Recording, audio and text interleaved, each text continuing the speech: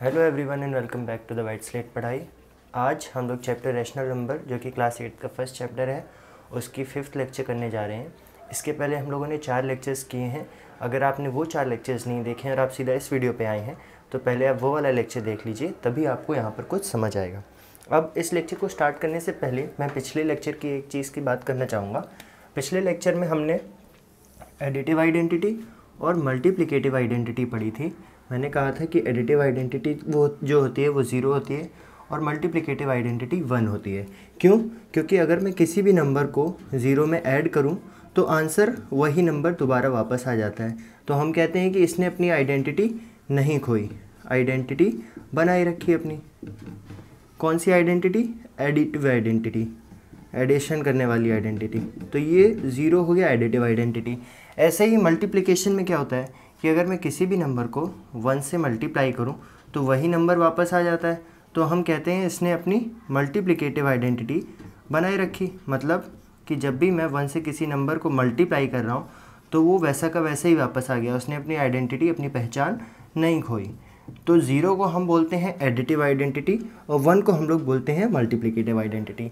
0 को हम लोग एडिटिव इन्वर्स नहीं बोलते हैं और ना ही 1 को हम मल्टीप्लिकेटिव इन्वर्स बोलते हैं।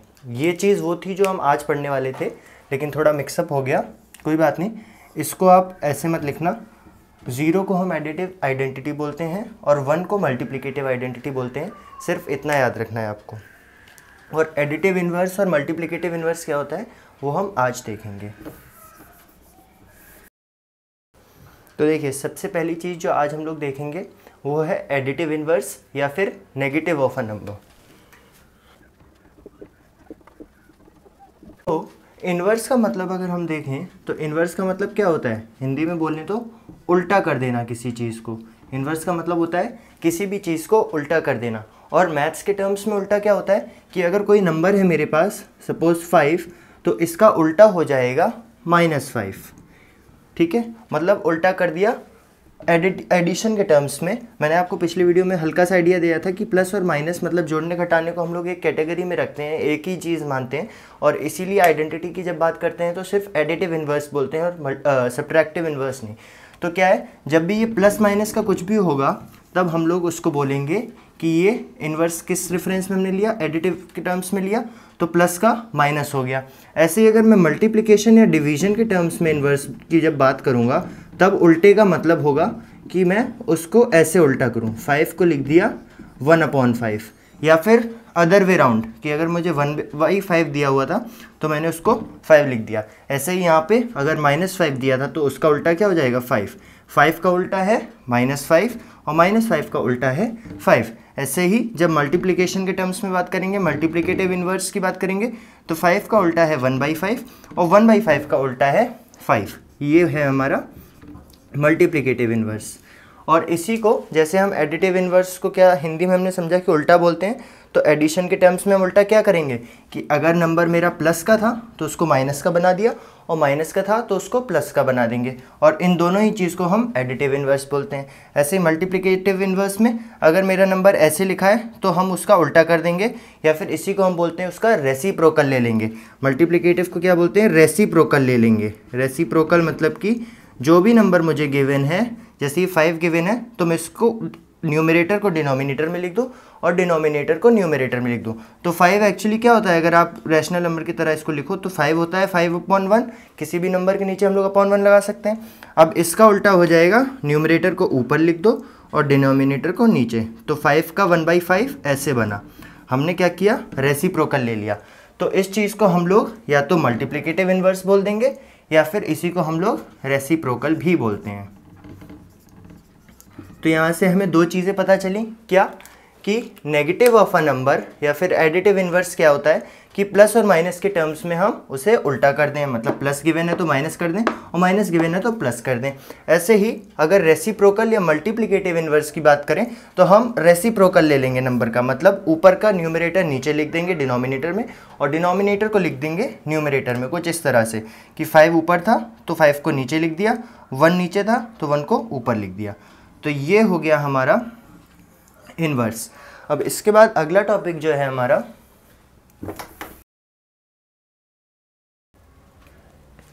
अब अगला टॉपिक है हमारा distribution of multiplication over addition. तो जैसा कि अभी तक हम बात करते आए हैं, यहाँ पर हमने टॉपिक में तो एडिशन लिखा है, पर अगर एडिशन की जगह माइनस सब्ट्रैक्शन भी होगा तो भी ये चीज़ वैलिड रहेगी, मल्टीप्लाई डिस्ट्रीब्यूट होगा। अब डिस्ट्रीब्यूट कैसे होता है ये देख लेते हैं। पहले मैं आपको याद दिला देना चाहता हूँ कि ये जो चीज़ है ये आपने 6 और 7 दोनों ही क्लासों में पढ़ी है, तो शायद आपको याद भी आ जाए इसे देख के। अगर मुझे ऐसा कुछ लिखा मिल जाए, जैसे एक नंबर है मेरे पास, चलो नंबर ही लिख देते हैं 3 इंटू, और ब्रैकेट में दो अलग अलग नंबर ऐड में या सब्ट्रैक्ट में लिखे हों, जैसे कि 5 + 2। तो अब इस चीज़ को सॉल्व करने के दो तरीके हैं। पहला तो जैसा हम नॉर्मली सोचेंगे कि ब्रैकेट जहाँ भी लगा होता है वहाँ ब्रैकेट की चीज़, अंदर जो चीज़ है उसे पहले सॉल्व करना होता है। तो एक तरीका है कि ब्रैकेट की चीज़ को पहले सॉल्व कर लें। तो 5 + 2 क्या हो जाएगा 7, मेरे पास क्या बचेगा 3 इंटू 5 + 2 हो गया 7, तो 3 7 सा कितना हो गया 21। तो एक तो तरीका ये था मेरा आंसर लाने का। दूसरा तरीका क्या है, जो यहाँ पर लिखा है distribution of multiplication over addition. Distribution मतलब बट जाता है, जो मल्टीप्लाई का साइन है वो बराबर बराबर 5 और 2 दोनों को मिल जाएगा। कैसे, इसको मैं लिख दूंगा 3 इंटू 5, पहले 3 को पहले वाले नंबर से मल्टीप्लाई कर दूंगा 3 इंटू 5, और फिर यहाँ पे जो भी सिंबल है, यहाँ प्लस है तो प्लस, यहाँ माइनस होता तो माइनस लिखता मैं। तो अब यही 3 इस 2 को भी मिलेगा, तो 3 इंटू 5 प्लस के साथ 3 इंटू 2। तो यहाँ पर क्या हुआ कि ये जो मल्टीप्लाई था 3 इंटू मल्टीप्लीकेशन था वो 5 और 2 में डिस्ट्रीब्यूट हो गया, 5 को मिल गया और 2 को मिल गया, दोनों को 5 और 2 को ये मल्टीप्लिकेशन का साइन मिल गया। अब इसको सॉल्व करेंगे तो 3 इंटू 5 कितना होता है 15, प्लस 3 इंटू 2 कितना होता है 6, और 15 + 6 21। अगर आपको नहीं पता है कि हम लोग कैसे सॉल्व करेंगे, जैसे आप में से कुछ सोच रहे होंगे कि पहले 5 + 3 को सॉल्व कर लें, 8 बना दें और फिर यहाँ पर लिख दें 3 इंटू 8 इंटू 2, तो ऐसा नहीं होगा। और उसकी वजह है कि जब भी हम किसी एक्सप्रेशन को सॉल्व करते हैं, एक्सप्रेशन मतलब ऐसा कुछ लिखा हो मैथ्स में, उसको सॉल्व करते हैं तो हम लोग बॉडमास रूल को फॉलो करते हैं। ये भी आप पहले पढ़ चुके हैं वैसे तो, लेकिन नहीं पढ़े हैं तो कोई बात नहीं। बॉडमास क्या होता है, सबसे बॉडमास हमें बताता है कि हमें इस ऑर्डर में इक्वेशन को सॉल्व करना है। सबसे पहले बी होता है ब्रैकेट के लिए, तो जैसा कि मैंने भी बताया था, कहीं पर भी अगर किसी इक्वेशन में ब्रैकेट लगा होगा तो आपको सबसे पहले वो ब्रैकेट सॉल्व करना होगा। उसके बाद होता है ऑफ। ऑफ जो होता है ये भी मल्टीप्लिकेशन का ही एक फॉर्म है, लेकिन कैसा फॉर्म कि ऐसा लिखा हो मुझे 3 ऑफ 2, तो ऑफ का मतलब भी मल्टीप्लाई है, लेकिन वहाँ पर ऑफ लिखा होगा अलग से, मल्टीप्लाई का सिग्नल साइन बने होने की जगह। तो 3 ऑफ 2 क्या हो जाएगा 3 इंटू 2 ही होगा, तो 3 ऑफ 2 6। तो ब्रैकेट के बाद हम लोग ऑफ सॉल्व करते हैं, ये ऑफ, ये वाला ऑफ है, डबल एफ नहीं आएगा। उसके बाद डी फॉर होता है डिवीजन, तो ये दोनों चीज़ें सॉल्व करने के बाद हम डिवीजन सॉल्व करेंगे, और ये दोनों नहीं है, सीधा डिवीजन है तो सबसे पहले डिवीजन सॉल्व करेंगे। ऐसे ही m का मतलब होता है मल्टीप्लिकेशन, तो a का मतलब होता है ऐड, और s का मतलब होता है सब्ट्रैक्ट। तो आप हमेशा इस ऑर्डर में सॉल्व करेंगे इक्वेशन। तो इस ऑर्डर में देखो, सबसे पहले क्या है ब्रैकेट, तो इस पूरी इक्वेशन में ब्रैकेट तो कहीं है नहीं, फिर है ऑफ, ऑफ भी कहीं नहीं है, फिर है डिवीजन डी, डिवीजन भी कहीं नहीं है, लेकिन उसके बाद क्या है मल्टीप्लाई m। तो जितनी भी चीज़ें आपस में मल्टीप्लाई हो रही होंगी, जैसे 3 इंटू 5 हो रहा था, आप इतने को पहले सॉल्व करोगे, फिर आप देखोगे एक और जगह मल्टीप्लाई है तो आप इतने को पहले सॉल्व करोगे, फिर मल्टीप्लाई हो गया, फिर उसके बाद है ऐड। तो अब जब इनका रिजल्ट आएगा 3 इंटू 5 का 15 और 3 इंटू 2 का 6, इन दोनों को आप आपस में ऐड कर दोगे। अगर इसके आगे कुछ सब्ट्रैक्ट का भी लिखा होता तो इन दोनों को ऐड करने के बाद आप उसको सब्ट्रैक्ट करते। तो इस रूल को फॉलो करने की वजह से ये आंसर हमारा ऐसा आया। तो ये तो था कि मल्टीप्लिकेशन कैसे एडिशन के ऊपर डिस्ट्रीब्यूट हो जाता है। जैसे ये एडिशन के ऊपर डिस्ट्रीब्यूट हुआ, ऐसे ही ये सब्ट्रैक्शन के ऊपर भी डिस्ट्रीब्यूट हो जाता है। अब इसको ऐसे डिस्ट्रीब्यूट किया है हमने, सिंपल वर्ड्स, सिंपल हमने नंबर्स लिए थे। अब हम लोग लेके देखेंगे हमारे रैशनल नंबर्स, जो कि हमारा चैप्टर है और जिसके क्वेश्चंस आपको करने हैं। तो रैशनल नंबर भी अगर कोई मेरे पास लिखा होगा कुछ इस तरह से 3/2 इंटू और ब्रैकेट में लेट्स से 5/6 प्लस 7/9। तो अब ये लिखा है तब आप इसको कैसे सॉल्व करोगे? एक तरीका तो वही है कि आप इसको सॉल्व कर लो पहले और जो आए उससे इसको मल्टीप्लाई कर दो, लेकिन क्योंकि यहाँ पर ये लिखा है और क्वेश्चन में भी आपसे सीधा बोलेंगे कि इस चीज़ को यूज़ करके आपको सॉल्व करना है। अगर ऐसा लिख देगा कि इसको यूज़ करके सॉल्व करना है तो आप वो मेथड नहीं लगा सकते कि आप इसको पहले सॉल्व कर लो, फिर आपको डिस्ट्रीब्यूट ही करना पड़ेगा। और कैसे डिस्ट्रीब्यूट करते हैं हमने अभी सीखा। ये जो मल्टीप्लाई के पहले लिखा है 3/2, ये 5/6 को भी मिल जाएगा जो नंबर पहले लिखा है, और 7/9 को भी मिल जाएगा। कैसे मिलेगा? 3/2 मल्टीप्लिकेशन मिल रहा है सबको, तो इंटू 5/6, यहाँ पर प्लस का साइन था तो एज इट इज़ प्लस लिख दिया, माइनस होता तो माइनस लिखते। अब यही 3/2 7/9 को भी मिल जाएगा, तो 3/2 इंटू 7/9। अब इसको सॉल्व कर लेंगे हम लोग। ये बल्कि सिंप्लीफाई भी हो रहा है, देखो मैंने पिछली वीडियो में सिंप्लीफाई करना सिखाया था। 3 1 जा 3 और 3 2 जा 6, तो ये क्या बचा? ऊपर बचा 1 इंटू 5 और नीचे बचा 2 इंटू 2, ऐसे ही प्लस लिखा। ये भी कैंसिल हो रहा है, देखो 3 1 जा 3 और 3 3 जा 9, तो ऊपर बचा 7 1 इंटू 7 और ऊपर बचा, नीचे बचा 2 इंटू 3। अब इसको सॉल्व करके क्या आ रहा है? 5 इंटू 1 5 अपॉन 2 इंटू 2 4 प्लस 7 1 जा 7 और नीचे बना 2/3 6। अब इसको सॉल्व करने के लिए हमें डिनोमिनेटर सेम बनाना होता है और उसके लिए हमें एलसीएम लेना होता है। ये तरीके तो हम करते आए हैं और कर ही रहे हैं हमेशा से। अब एक और तरीका देखते हैं जिससे आप और जल्दी कर सकते हो। आप क्रॉस मल्टीप्लाई मेथड यूज़ करोगे यहाँ पे। वो क्या है कि इसके अलावा जिस नंबर के नीचे डिनोमिनेटर है, जैसे इसमें क्या है डिनोमिनेटर 4 और दूसरे नंबर में क्या है 6, तो इस पहले वाले नंबर के न्यूमरेटर मतलब ऊपर वाले को दूसरे नंबर के डिनोमिनेटर नीचे वाले से मल्टीप्लाई करो। क्या आया? 5 इंटू 6। फिर बीच में जो भी सिंबल है, यहाँ पर प्लस है तो प्लस एज इट इज़ लिख दो। फिर दूसरे वाले के न्यूमरेटर मतलब ऊपर वाले को दूसरे के पहले के डिनोमिनेटर से मल्टीप्लाई करो, मतलब कि 7 इंटू 4। तो देखो ये क्या, एक तरह से क्रॉस मल्टीप्लाई हो गया। क्रॉस मतलब ऐसा लिखा था नंबर, मैंने ये वाला और ये वाला मल्टीप्लाई किया और ये वाला और ये वाला मल्टीप्लाई किया। ये किया ना, देखो 5 इंटू 6 प्लस 4 इंटू 7 या फिर 7 इंटू 4, एक ही बात होती है। और नीचे आप क्या लिख दोगे? नीचे आप दोनों के डिनोमिनेटर को मल्टीप्लाई कर दोगे, 4 और 6, तो ये हो गया 4 और 6।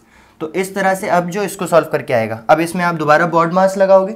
बॉड मास में क्या होता है? सबसे पहले ब्रैकेट होता है, ब्रैकेट यहाँ कहीं है नहीं, ऑफ होता है, ऑफ यहाँ कहीं है नहीं, डिवीजन होता है, डिवीजन का सिंबल यहाँ पर लगा है, पर जब तक मुझे ऊपर की एक वैल्यू और नीचे की एक वैल्यू नहीं मिल जाएगी मैं उनको डिवाइड कर नहीं सकता, इसलिए डिवीजन को अभी होल्ड पे लगा दिया हमने। फिर है हमारे पास मल्टीप्लाई, तो अब मल्टीप्लाई वाली चीज़ें सबसे पहले करेंगे। देखो 5 6 जा 30 और 7 4 जा 28, तो 30 प्लस 28 और नीचे क्या है 4 6 जा 24, ये बना। अब इसके बाद क्या आता है? एडिशन और सब्ट्रैक्शन। तो सब्ट्रैक्शन यहाँ कहीं है नहीं, एडिशन है तो एडिशन कर लेंगे। 30 प्लस 28 कितना हो गया? 58 और अपॉन 24। अब हम इसको डिवाइड कर देंगे और डिवाइड करने में आप देख रहे हो दोनों 2 के टेबल में आते हैं, तो 2 से ये सिंप्लीफाई हो रहा है। आंसर हमेशा हमें सिंप्लीफाई करके बताना होता है, तो इसको कैंसिल करो आप। 2 24 कब आएगा? 2 12 जा 24 और ये कब आएगा? देखो 2 2 जा 4 और एक बचा तो ये 18 हो गया, 2 9 जा 18। तो हमारा फाइनल आंसर आएगा इसका 29/12। अब ये मेथड अगर आपको पहले से आता था तो बहुत अच्छी बात है, और नहीं आता था तो इसकी प्रैक्टिस के लिए मैं आपको 3 क्वेश्चन दे रहा हूँ और वो क्वेश्चन के आंसर आपको ऑब्वियसली होमवर्क में बताने हैं, कमेंट्स में बताने हैं, होमवर्क में नहीं। और इन 3 क्वेश्चंस को जब आप प्रैक्टिस करोगे तो ऐसी सारी चीज़ें आपको आसान लगने लगेंगी। प्रैक्टिस नहीं करोगे तो आप कहोगे मैथ्स बहुत हार्ड होती है, मैथ्स में बहुत कैलकुलेशन होते हैं।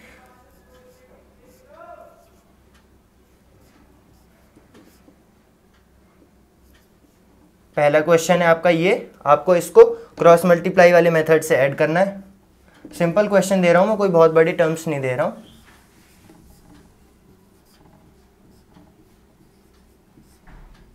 दूसरा क्वेश्चन है ये। 2 क्वेश्चन कर लो आप लोग, ज़्यादा क्वेश्चन करने की ज़रूरत नहीं है। ये 2 क्वेश्चन आपके लिए हैं होमवर्क के। इसकी या तो आप स्क्रीनशॉट ले लो या फिर वीडियो पॉज करके ये क्वेश्चन अपनी नोटबुक में लिख लो और इसका आंसर आपको कमेंट्स में बताना है। ठीक है, तो ये तो हो गया ये। इसके बाद आपके बुक में कुछ एग्जाम्पल्स दिए हैं, अब हम उन पे आते हैं।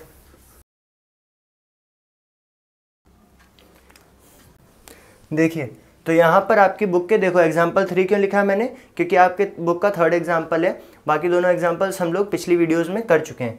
हम लोग सारे एग्जाम्पल्स और सारी एक्सरसाइज जो अनसॉल्व्ड है वो सब कुछ करेंगे।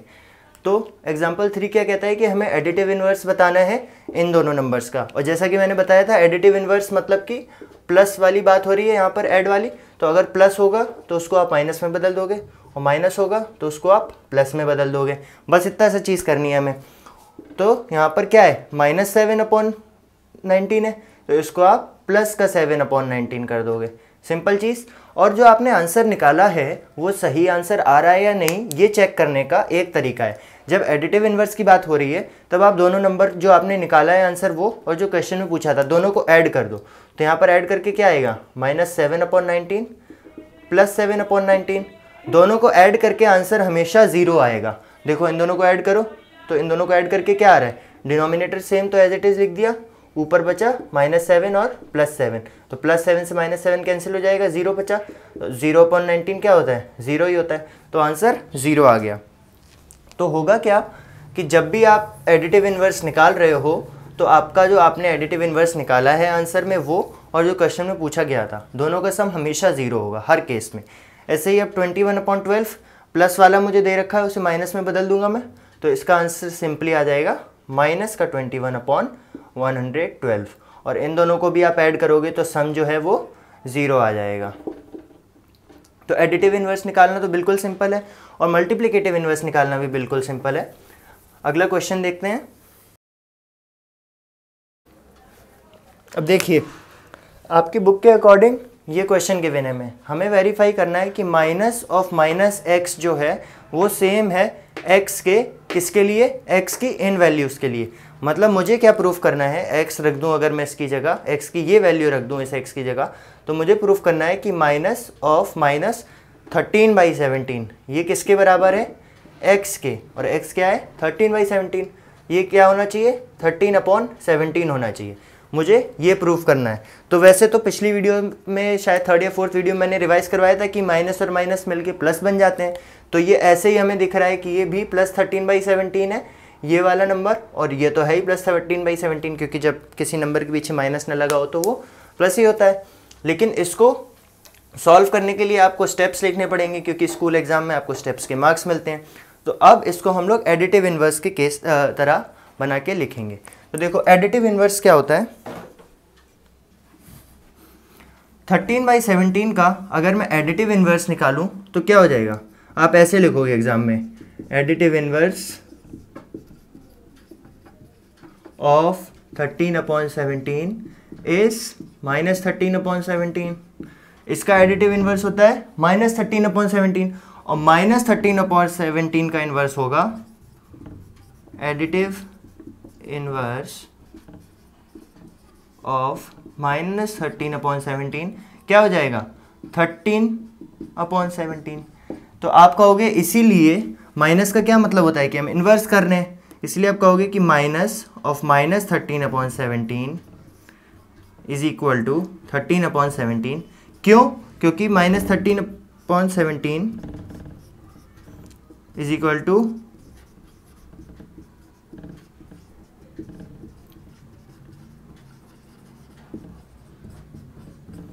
ठीक है, समझ गए। -13/17 है जो वो एडिटिव इन्वर्स है 13/17 का। तो -13/17 सिर्फ इतना नंबर अगर मैं देखूं ये एडिटिव इन्वर्स है 13/17 का। तो माइनस ऑफ ये क्या है, अभी दोबारा देखो ये इतना -13/17 क्या है, एडिटिव इन्वर्स है 13/17 का। तो ये पूरी इक्वेशन क्या बन जाएगी, माइनस और ब्रैकेट में लिखा हुआ है additive inverse of 13/17, additive inverse of 13/17। और एडिटिव इन्वर्स माइनस में अगर हम लोग किसी चीज़ का इन्वर्स जोड़ेंगे तो क्या होगा, एक और माइनस लग जाएगा और अल्टीमेटली बात वही होगी जो अभी हमने ऊपर देखी थी कि माइनस और माइनस मिलकर प्लस बन जाएंगे। इसके लिए 13/17 के लिए। दूसरे केस में भी -21/31 में भी ये सिमिलरली ऐसे ही हो जाएंगे। ऑल्दो ये क्वेश्चन ज़रूरी नहीं है आपके एग्जाम में आए क्योंकि बहुत ज़्यादा सिंपल क्वेश्चन है कि आपको ऐसा प्रूफ करने के लिए दिया जाए।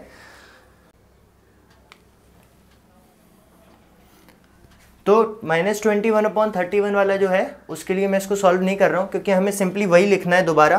क्या लिखना है कि हमें minus of minus x proof करना है, मतलब माइनस ऑफ माइनस और एक और बार माइनस आएगा क्योंकि ये नंबर -21/31 है। तो आप सिंपली आप क्या लिखोगे कि -21/31 का एडिटिव इन्वर्स है 21/31। ऐसा क्यों है? क्योंकि इन दोनों को अगर आप जोड़ोगे 21 और इसको, तो आंसर क्या आएगा? 0। ये सब आपको इंग्लिश में लिखना है कि -21/31 is the additive inverse of 21/31 because के आगे आप ये स्टेटमेंट लिखोगे, बिकॉज -21/31 प्लस 21/31 इज 0। दोबारा सुनो, -21/31 is the additive inverse of 21/31 because -21/31 plus 21/31 is 0। तो इससे हमने क्या बोला स्टेटमेंट में कि -21/31 जो है वो एडिटिव इन्वर्स है 21/31 का। क्यों? क्योंकि इन दोनों का जो सम होता है वो 0 होता है। वही बात है जो पिछले एग्जाम्पल में की थी हमने।